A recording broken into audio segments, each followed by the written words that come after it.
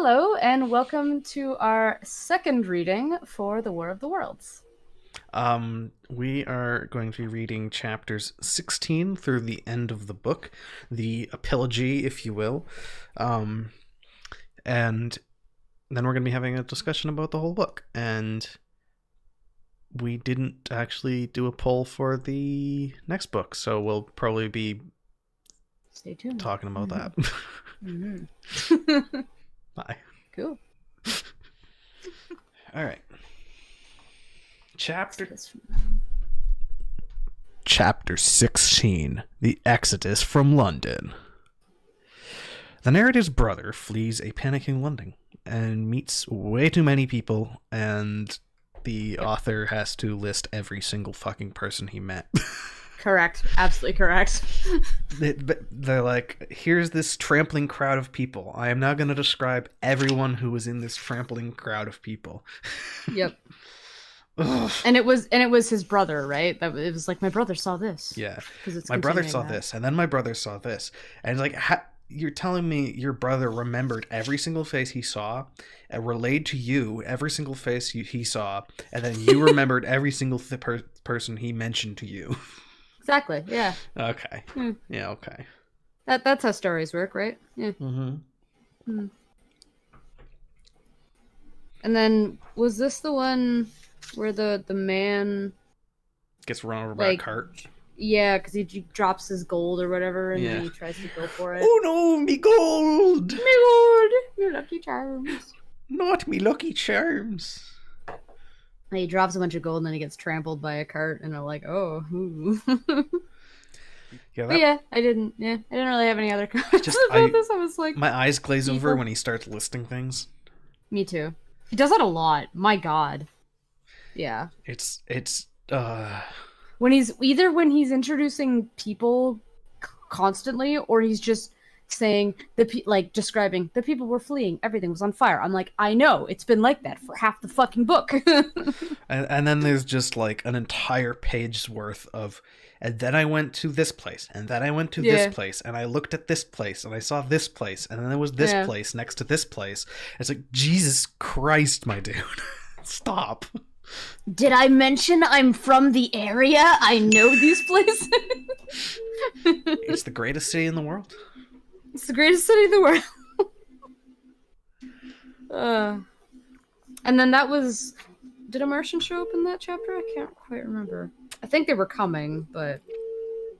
I think they were just fleeing from them. No, he said they didn't have genitals.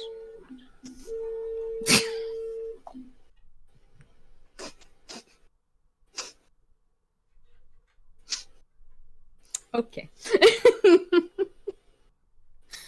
It's a good one. It did definitely get the franticness across.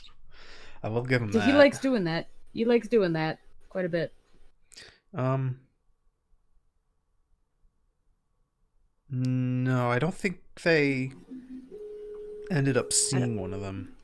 No, I think they were just like, they're coming, and there was like... The British are coming. Yeah. Next book? Next book. Okay. No, not next book. We're still on book one. Mm-hmm. Oh, right. I was like, let's move on to the next book, guys. War of the Worlds. Done. Bye-bye. Yeah. Chapter 17, The Thunder Child, which is a fucking excellent name, and I was it's a great name. Really excited to find out what the Thunder Child was.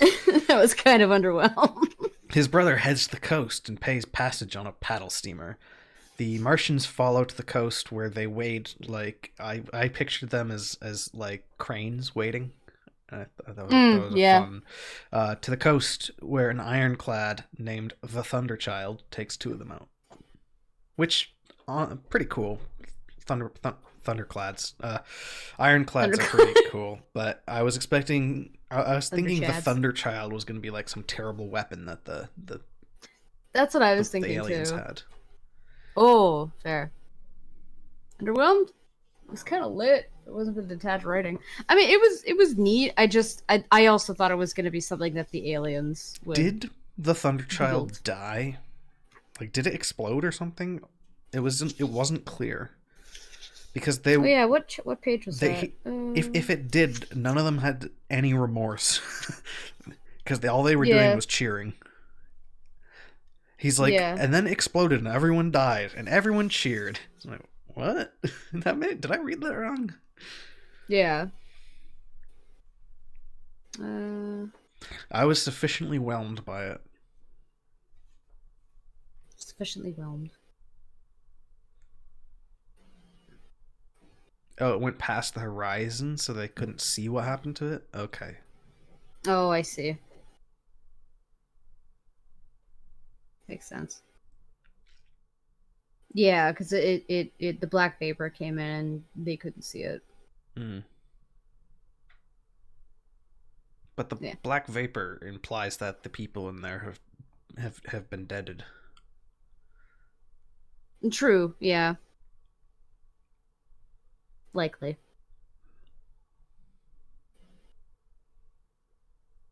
Void smoke. Let's. Oh yeah, they did. They super did. Yeah, but then like two more ironclads are like, "Yep, let's go, Let's go. let's go."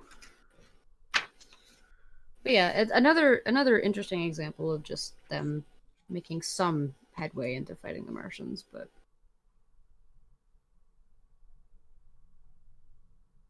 yeah, that concludes book one. Yeah, I liked the ironclad stuff. That was cool. But I I don't was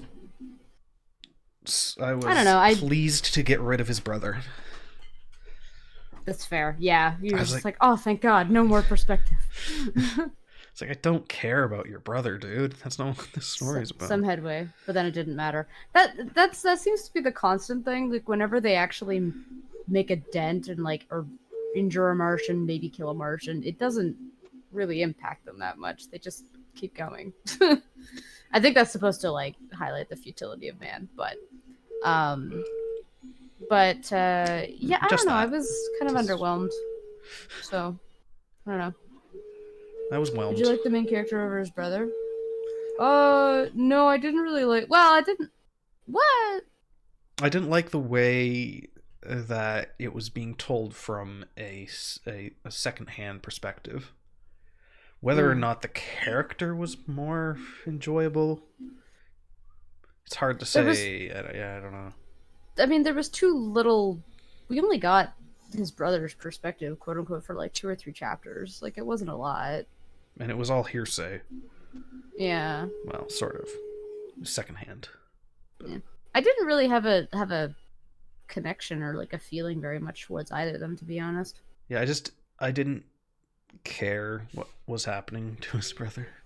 Mm-hmm. But he is way less The brother is insufferable way main less character. It's insufferable. true. I love the inner turmoil that the main character faces in later chapters, and I'm like, oh my god, dude. And then he just ends up being an asshole to the other guy. I'm like, oh, all right. Yeah, he There was one got chapter I really whacked. liked, and then he ruined it by being an asshole, and I was like, god damn it, like, okay. Because I do have a favorite character in this book, and Is it the dog? okay, I have a second favorite character. No, the dog is great. We're gonna talk about why the dogs are the goodest boys. No, it's the soldier, Oh, the artilleryman. Love that guy. I'm I for some reason I picture him as like Bill Murray from Caddyshack. That's fair. I don't know why, but I do. That's a good image. To be fair, he's been an asshole the entire time, but he was just more pleasant about it. Eh, we'll get to the artilleryman, but I do not like him either. You don't like the artilleryman? Oh, I liked his speech, but I we'll get there. don't like him, but I enjoyed him. Like Yeah, he was a fun character, but I don't like him as a person it's fair. much. Yeah. All right. Book two Chapter 1 of book two. of book 2. Mm. Underfoot. Narrator and curate head towards Leatherhead after the Martians vacate the area. And they see a Martian yoinking people, and I said probably for Yoink. experimentation. Ooh. Mm. they Ooh. they hide in a farmhouse, and the fifth cylinder just right onto the farmhouse. Well, next door to it. Yeah. Yeah. Again, not much happened other Yeah. than they're like, here's a building, kaboom. That was the yoinking the people thing. I was like, oh shit, they're Yeah. actually taking people. Yeah. They're not just I trying got to kill the people. Yeah. Yeah, because they were he was saying that he was hinting at some things where he was like earlier where he was like they're not doing this just to destroy, just to kill. They're doing it so that they can take over and like control and like keep order. Right.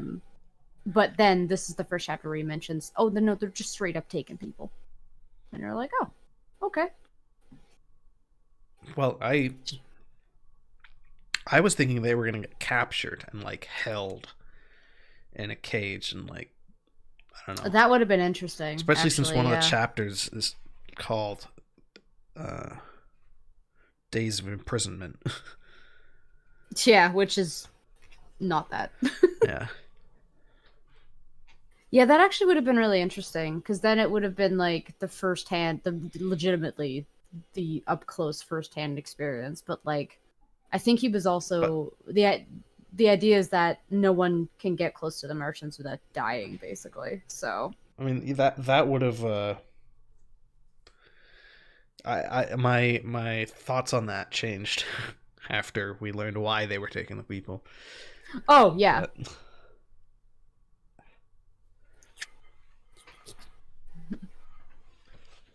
But yeah, I didn't have too many thoughts on that. Just that, like, oh shit, there's a fifth one! Hooray! This chapter and the next ones are more about Dredd and his relationship with the curate, right? Yeah, I think so. Judge Dredd. Never actually seen Judge Dredd. Yeah, I don't know what I that don't even know if is. it's gonna be good. Yeah, the curator. The curator, the curator of God. God, that insufferable little piece of shit. Oh my god, dude, it's so funny. Is this the next chapter? Is that where he goes a little nutty? Or is that Are you ready the for one the next after? chapter? I guess so. Read it. As my 3D printer has a fucking heyday. Boop, boop, boop, boop, Weep. weep. Chapter 2. What we saw from the ruined house. They watch the Martians, and we get an in-depth discussion of the Martians' biological and mechanical construction. This is where he mentions that they do not have the sexy bits. Yep. Because, yeah, they don't. Yep. Because he said they were also just mostly hands, or not hands, heads, right? Yeah. Yeah, because the rest Big of the old body's head. inefficient. Yep. And unnecessary. Also, I love how just like, in addition to describing their anatomy in this chapter, the author is it's just like also the Martians wore no clothing. Their conceptions of ornament and decorum were necessarily different from ours. Like they were straight up naked. I mean, yeah, they're just a head. I mean, they're what are you gonna just throw over a blanket like? As heads with hands, and then goes on a philosophical evolutionary rant about how that's perfection. Does he talk about how that's perfection? I mean, he talks about how they don't need to do certain things, so that's ideal. He says it's efficiency, not that it's perfection. Yeah. And the philosophical thing is, I mean, in this case, it's because he is a philosophical writer, like the character is. Yeah, he's a philosopher. He's an insufferable philosopher. A philosopher. A philosopher. What did you say, Aries? It's an oxymoron. Insufferable philosopher. Said eventually we would evolve into that. Interesting. That doesn't mean it's perfection. Yeah, it means like it's inevitable. I mean, we're eventually going to evolve into fucking It's Wally people. It's not perfection.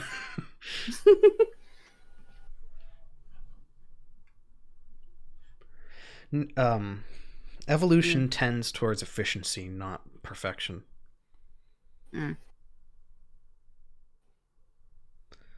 Also, it's important to remember that just because something was evolved through natural selection doesn't mean it's the best possible thing. It means it's one of many possible things that like That's probably how he was treating it. survival of the fittest doesn't mean this is the one thing that is the fittest for this exact thing. It's survival of the fittest is this is a form that can survive in this That could work. environment. Yeah. Yeah. So he probably was taking it like that, I imagine.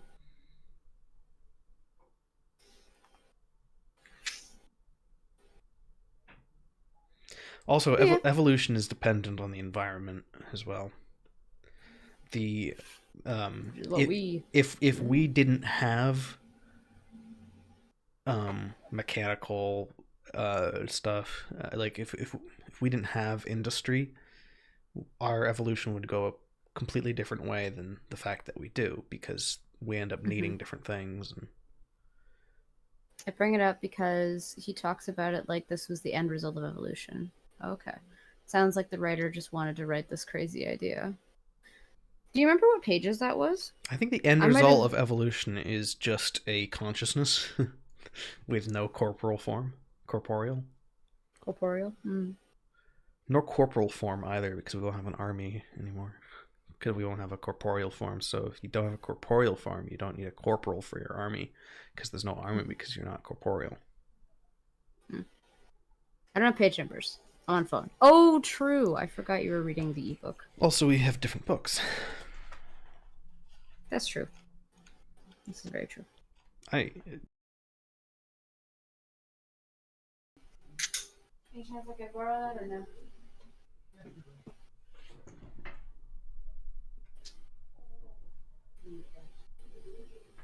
I think my candle might be done.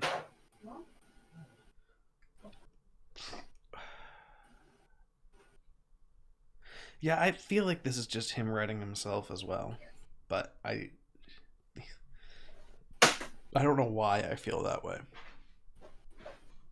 I think maybe it might be just because of the way it's written in a Oh, that's better. That's more flow. it might just be because he's writing in the first person. Chapter 3, The Days of Future Past. I mean, the days of imprisonment. The narrator slowly, well, I say slowly, quickly, learns to despise the curate, and they hear a guy get eaten while they continue to watch The Martians.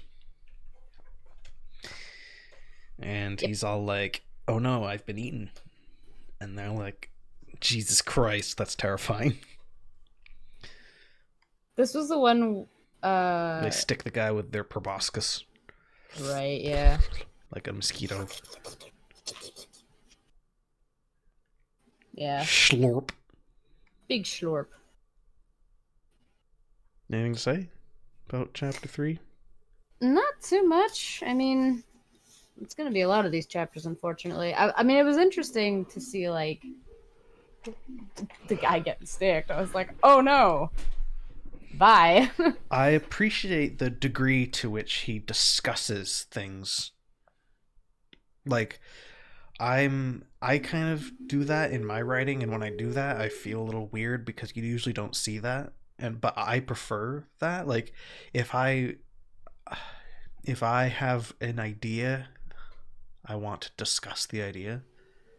Mm. And like, but kind of like he does, he's like, he walked us through the biology of them and what it might mean, and like that sort of thing. Yeah. Um. I can appreciate it to that level. I think maybe it was the way that he wrote it that I just wasn't like immediately drawn in because I was like It's a bit dry. a little, especially when it's in between moments that are repeated because it's supposed to be showing like terror and um, the weakness of humanity in the face of other beings.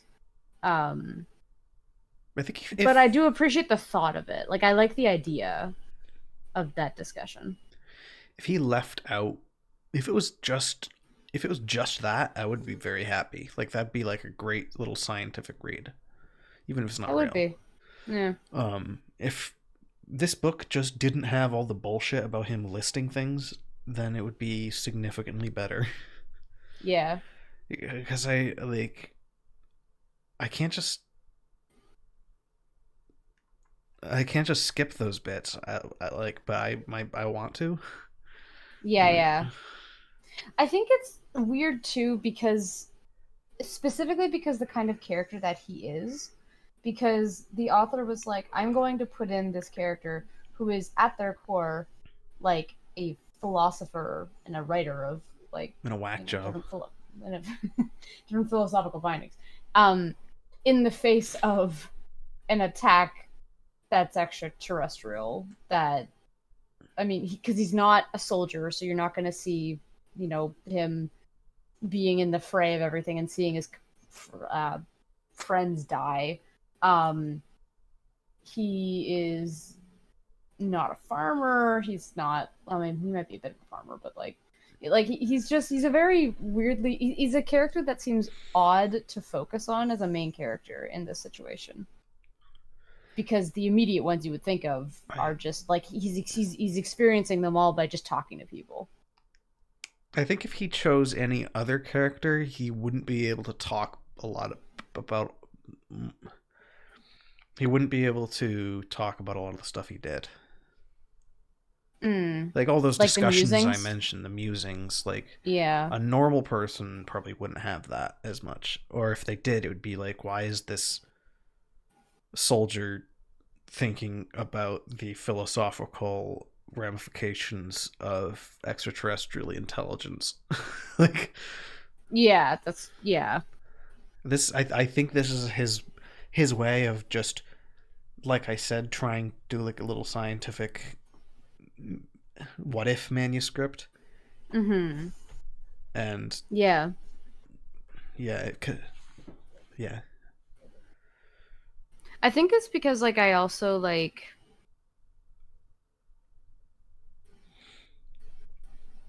I don't know how to describe it. Like I just couldn't really get attached or connected to his character because that was mostly all he did. Mm-hmm. He would describe where he was, he would say what was happening, and it would be often a very similar set of events. And then he would muse and he would discuss. He seemed more And like an it, observer than a character. yeah, which I mean, you can do, like, certainly for certain books and movies, even. Like, it's interesting. But I don't know. He's he never, and he was trying to be smart too throughout the whole book. Like, he wasn't getting close to them. And he was also trying to, um, in a way when he was mapping and he was trying to map out like this is their anatomy, this is how they operate, like he's trying to understand how they are and then compare that to humans, um, to form a better understanding of what he's seeing in front of him. And he has to make the comparison to ants at least once a chapter. It's true. Talking with my girlfriend, she read the book too. She said it was very impersonal and removed, which is really weird. That kind of ties into a little bit to what I'm saying, but I think it's like I think I just like it more if maybe if there was a twist I didn't see coming, I'd be like, oh, interesting. But like maybe if he was less of an observer, like I thought he was gonna be an observer at the start and then be like you were saying before, maybe he would get captured by the aliens and like learn more about them like really up close. Because I compare it to stuff like District 9, where you also have a character who is at at the beginning, they're not someone who is at all supposed to be involved. They're a journalist. Like they would get close if they want to, but like for a good story, but they're not like, not a soldier, but they get drawn into it by basically becoming infected. Um, and then they have to deal with that, and they're like, "Oh God, my whole world's just been shattered. I have to like figure out what the fuck is happening." And then, like, that was interesting because I was like, "Oh, I wasn't expecting that." So then, how is he gonna live like this thing that's got alien DNA in him now? But I also understand that this is like a piece of classic literature that started a lot of ideas for sci-fi. So Yeah, it's so maybe I'm unoriginal. just been we're just too like we're too well fed with sci-fi.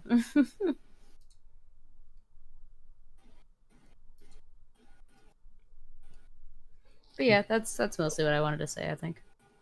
Yeah, I agree. Chapter 4: The Death of the Curate.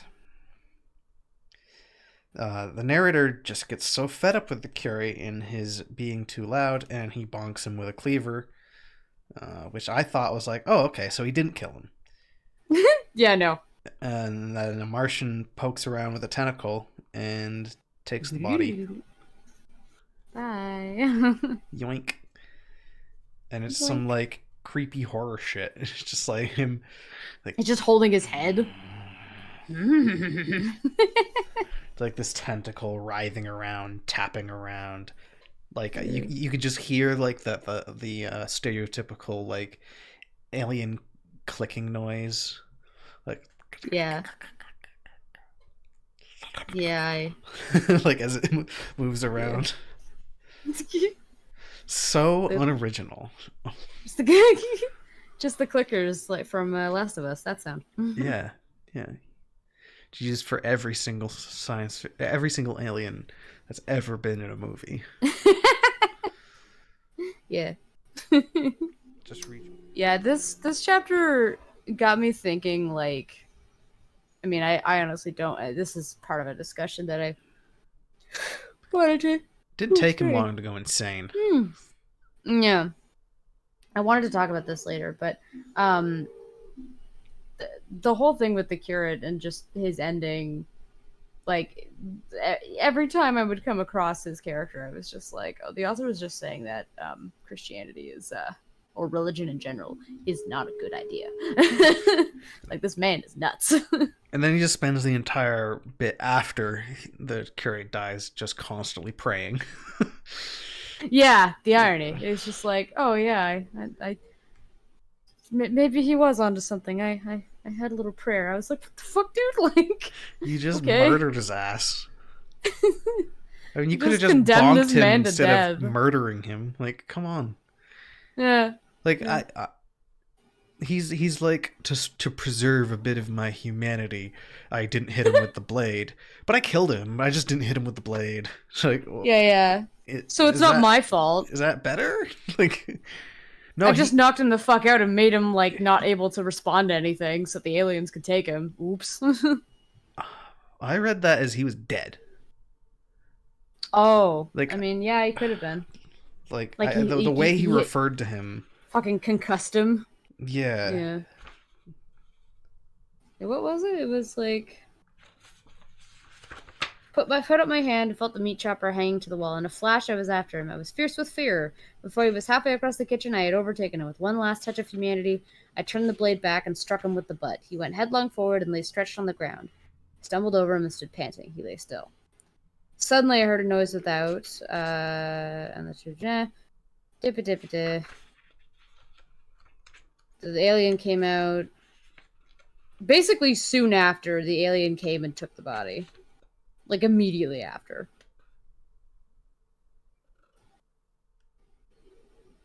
So Although he did describe it as a heavy body after he did that, so he might have actually thought that he killed him. because I thought like, oh, he hit him with the butt of the thing and knocked him out, and then the alien ate him. Yeah, But that's what I thought. but then I read it and it was just like I was having trouble reconciling that for some reason.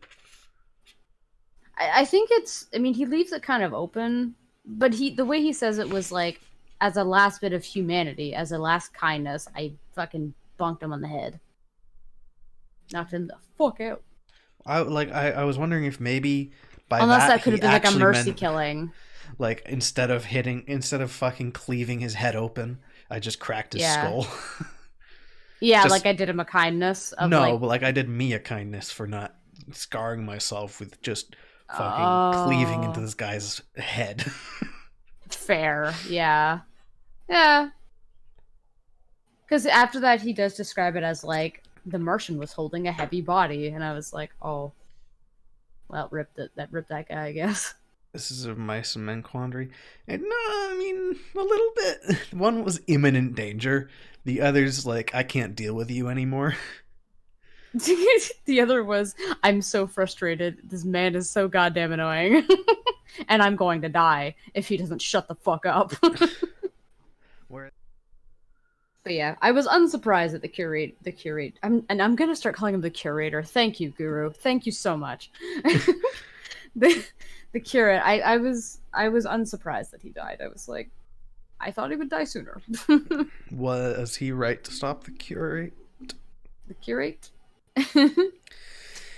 I mean, the curate was yelling, so he would have probably alerted the Martian anyway.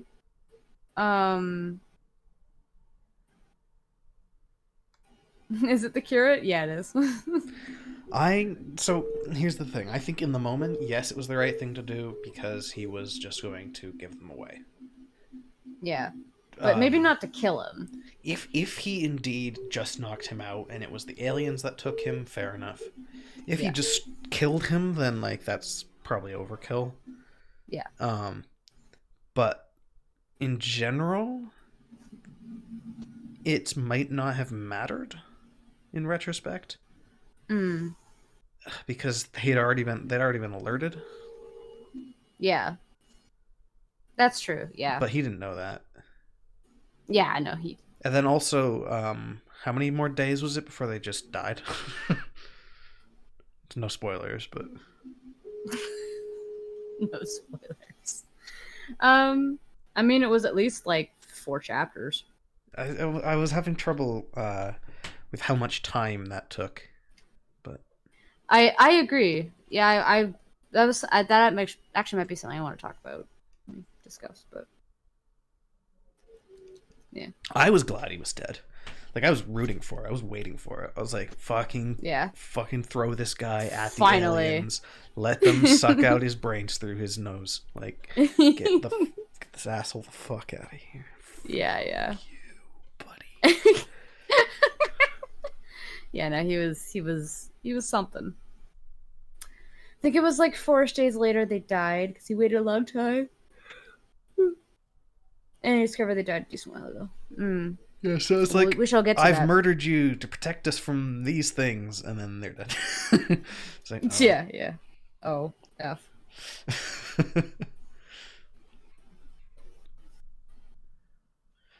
Ready? Hmm? Chapter 5 The Stillness. The Marcians finally leave, and the narrator goes outside and kicks a dog. Or whatever. Does he kick a dog? He thinks about eating a dog. Oh no. I don't think he kicks He's, one. he says good boy to one, but he runs away. Well, he says good boy because he's trying to get it to come close so he can eat it. Oh yeah, right. I missed that apparently. I totally missed that line. I should be able perhaps to kill and eat him. Fuck this guy. He doesn't The like dog knows dogs. better and runs. The dogs are the best, are the smartest individuals in this whole goddamn book. Oh my god. Herbert George Wells did not like dogs. Confirmed. Yeah, apparently. Also, I love the line in this very short chapter, but the line where he's describing like where a multitude of crows hopped and fought over the skeletons of the dead the Martians had consumed. Oh, it's so fucking morbid. I love it. Fucking metal. Metal. Doom music. And then he's also mentioning a lot more of the red weeds that are sprouting up in these chapters Man, I could use some from red weed. Mars. Elamao. I have green 420. weed. It's in a green Well, tin. green tin for green weed. Yeah, it's a little green tin. Oh, right. Oh no! It's green. It's magic. On that was something I was worried about, and I was glad he addressed that. The idea of them bringing invasives by accident. mm-hmm. It's Although interesting. I will also complain. I could do it later. Um, but But I'm gonna do it now. I guess it's well he later he says they have no bacteria on Mars. I'm like, Oh you're yeah, no, that's fucking what? bullshit. You mean they Yeah, don't what? have the ones we have? Yeah. But that also They, begs the question: what about the diseases they brought to Earth? But no, there's no bacteria on Mars. It wasn't never invented. There were no single-celled organisms there. Life came from that life started as monkeys, and that's it. It's just like, yeah. and God said, "Let there be monk." Let there be monk. The weed dies at about the same time it grows as they consume human blood. Does it grow? Okay. Like as they consume? Huh. Character eats some and it tastes like iron. Oh. I remember the character eating some. I thought he said it tasted very watery. But maybe I missed the iron bit. I didn't get iron out of that. I think he said metallic though. Oh. But I guess that could suggest something like blood. It has kind of like a coppery taste. I don't remember what chapter he said that, but was it this one? No, I don't think so. It's funny that the taste of iron is described as a coppery taste. Yeah. To slake my thirst, drank a great deal of it and was moved by an impulse. Gnawed some fronds of red weed, but they were watery and had a sickly metallic taste. Yeah. Mm. So yeah, metallic. Actually, should we probably get on to the next chapter then? Why? Because we're talking about it now. Oh, okay. I mean, we can, if unless you had something else to say about the fucking 3-page chapter. Nope. No, I didn't. I don't. My brain doesn't work. No, okay. Chapter 6, The Work of 15 Days. I do not understand the name of it, but okay. The narrator wanders through the desolate countryside hunting for food and humans. Hopefully not for the same reason. Yeah. And Mentions a lot finds of like, areas. oh yeah, my wife is probably dead. Oh yeah, is this the one where he's talking about like, oh yeah, my wife? My wife. Maybe I should go back to see my wife. My wife, the Senate. Wife. I am the Senate.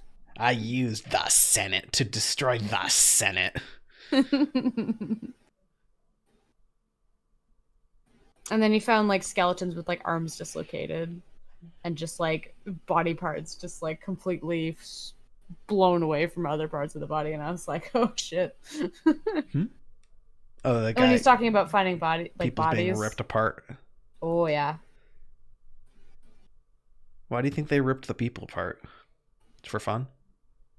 I actually thought that they were trying to figure out their anatomy, kind of like what he was doing. That makes sense. Be like, how does this human work? What is this stringy stuff? Also, did they eat the skin? Because I thought they just sucked out all the blood.